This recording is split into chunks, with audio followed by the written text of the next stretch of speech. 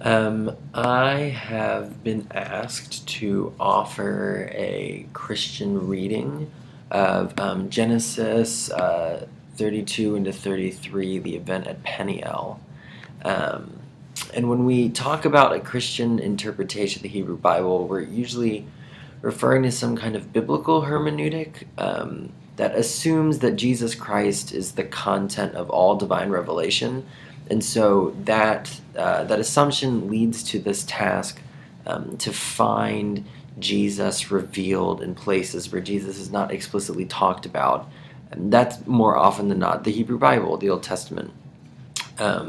So on the one hand, the New Testament gives Christian theologians license to do this. The Psalms are quoted everywhere in places like the Epistle to the Hebrews.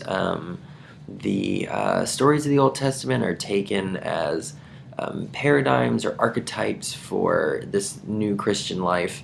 And so there's license there in the Christian scriptures to do something new and Christ-centered with the Hebrew Bible. But on the other hand, the norms and authorities and methods for finding Jesus there are not at all entirely clear from the New Testament, or at the very least are heavily debated by modern Christians.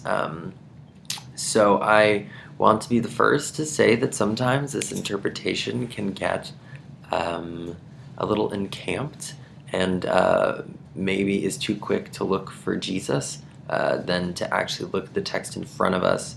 But that said, I'd like to offer what I think is a fairly full example of a Christian reading of a passage in the Hebrew Bible. So where does a Christian see Jesus in the Peniel event? Number one would be that someone's name gets changed. Right? You shall no longer be called Jacob, but Israel. And name changes are always a Jesus flag for Christians. In the Gospels, we see Jesus changing Simon's name to Peter, and in Acts, this vision of Christ changes Saul's name to Paul.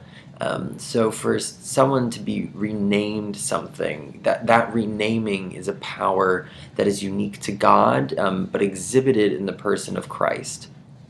So then, second, we have this mysterious man, right, who comes and wrestles with Jacob in the night. And who is this man? Well, for Christians, it's obviously Jesus, because this man has the power to rename Jacob Israel.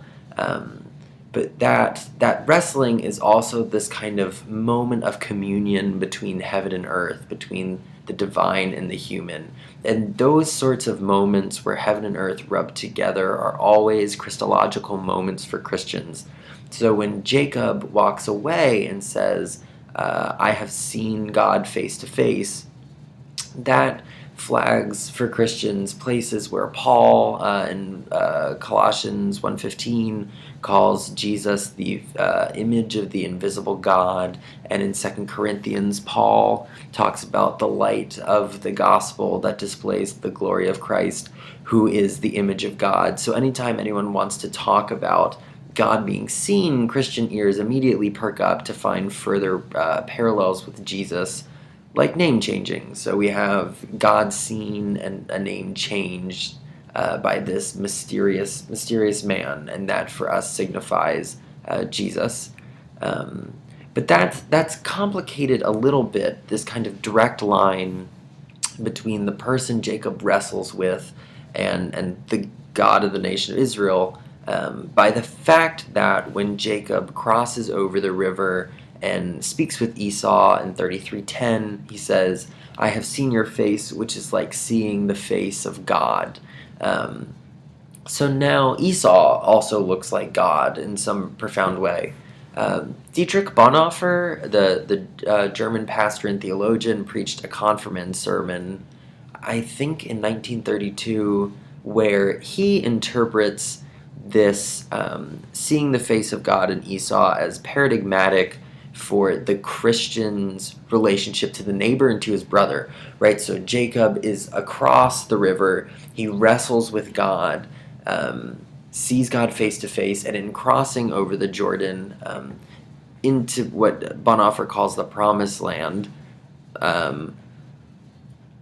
Esau now looks like God. And for Bonhoeffer, there's this strong tie between the seeing of God and the seeing of God in the neighbor. The two are inextricably bound.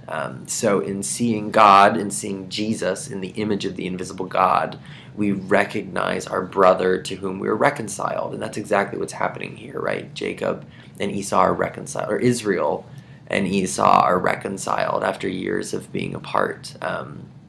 I am sure there is loads more that we could say from a specifically Christian standpoint on this passage, but I think those three kind of points, the naming, the heaven and earth communion, and the recognition of God and the neighbor are